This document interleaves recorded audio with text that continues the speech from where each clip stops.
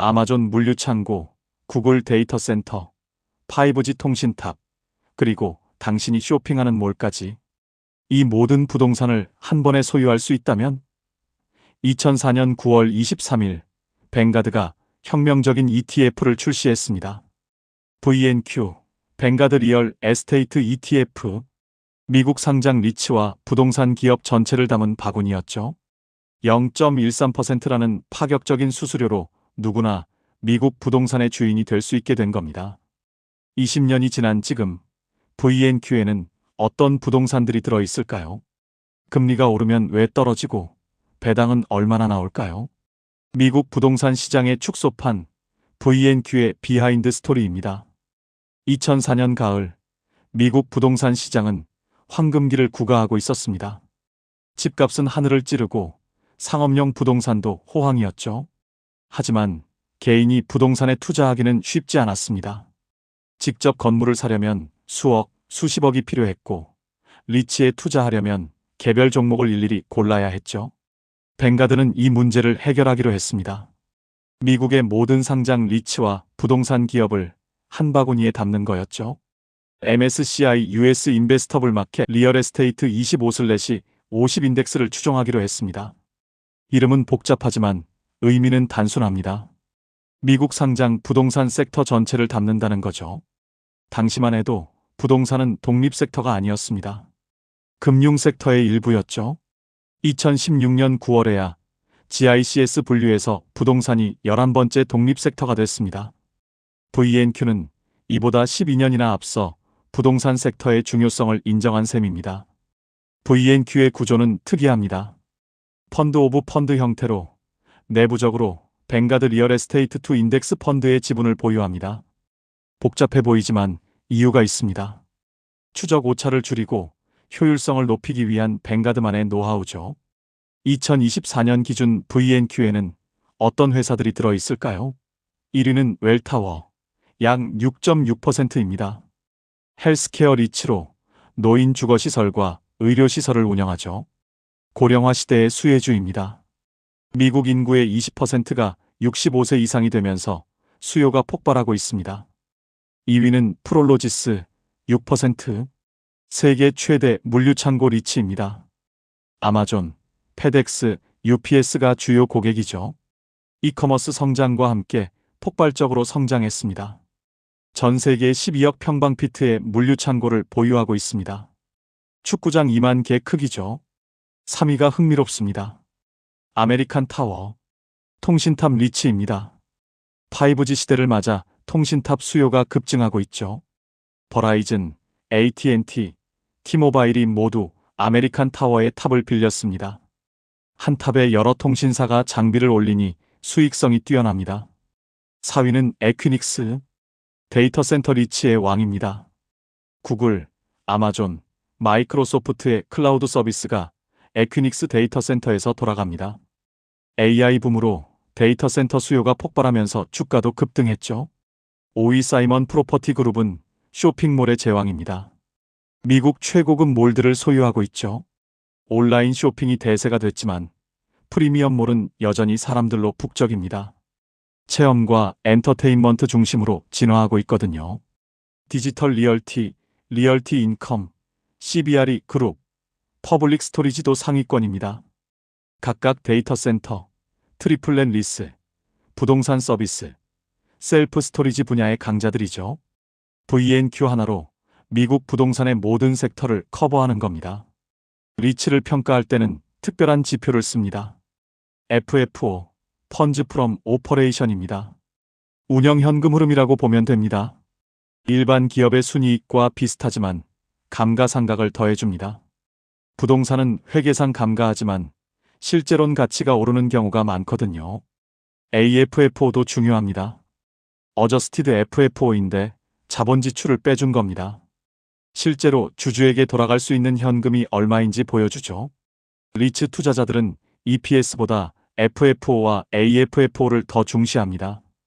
VNQ의 매력은 배당입니다. 분기마다 배당을 지급하는데 수익률이 3에서 4% 수준입니다. 리츠는 법적으로 과세 수익의 90% 이상을 배당해야 리츠 자격을 유지할 수 있고 법인세도 면제받습니다. 투자자 입장에선 안정적인 현금 흐름을 기대할 수 있죠. 하지만 금리와의 전쟁이 숙명입니다. 리츠는 차입을 많이 하는데 금리가 오르면 이자 부담이 늘어납니다. 동시에 채권 수익률이 올라가면 리츠의 상대적 매력이 떨어지죠. 2022년 연준이 금리를 급격히 올리자 VNQ는 26% 하락했습니다. 2008년 금융위기는 악몽이었습니다. 서브프라임 모기지 사태로 부동산 시장이 붕괴했죠. VNQ는 2007년 고점에서 2009년 저점까지 70% 넘게 폭락했습니다. 리먼 브라더스가 파산하고 많은 리츠가 배당을 중단했습니다.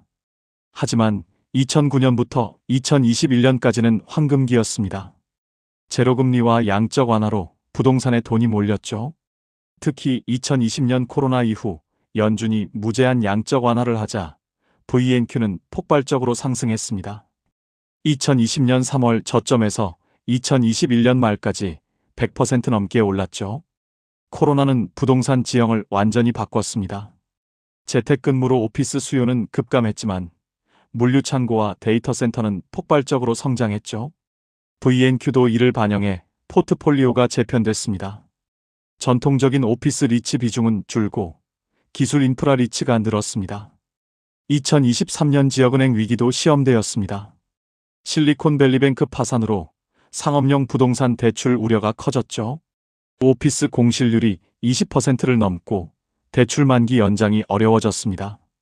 VNQ도 영향을 받았지만 분산 효과로 타격은 제한적이었습니다. VNQ의 강점은 다각화입니다. 물류 창고가 좋을 때도 있고 주거용이 좋을 때도 있습니다. 데이터 센터가 뜰 때도 있고 헬스케어가 주목받을 때도 있죠. 한 섹터가 부진해도 다른 섹터가 커버합니다. 완벽한 분산 투자죠. 비용도 매력적입니다. 0.13%. 뱅가드답게 극도로 저렴합니다. 100만원 투자하면 연간 1,300원만 내면 됩니다. 개별 리츠를 일일이 사는 것보다 훨씬 효율적이죠. 거래 비용도 절약되고 리밸런싱도 자동으로 됩니다. 유동성도 최고 수준입니다. 하루 거래량이 수백만 주에 달하고 스프레드도 좁습니다. 부동산에 투자하면서도 주식처럼 쉽게 사고 팔 수 있죠. 실물 부동산의 비유동성 문제를 완벽히 해결한 겁니다. 하지만 리스크도 명확합니다. 첫째, 상위 종목 집중입니다. 웰타워, 프롤로지스, 아메리칸 타워 등 상위 10개 종목이 전체의 40%를 차지합니다. 둘째, 섹터 특성상 경기 민감도가 높습니다. 경기 침체기엔 공실률이 올라가고 임대료가 떨어지죠. 셋째, 세제 변화 리스크입니다. 리츠의 세제 혜택이 축소되면 매력이 떨어집니다. 넷째, 기술 변화입니다. 재택근무가 영구화되면 오피스 수요가 구조적으로 감소할 수 있죠. 다섯째, 실물 자산 리스크입니다. 자연재해, 테러 사고 등에 노출됩니다. 경쟁 ETF도 많습니다.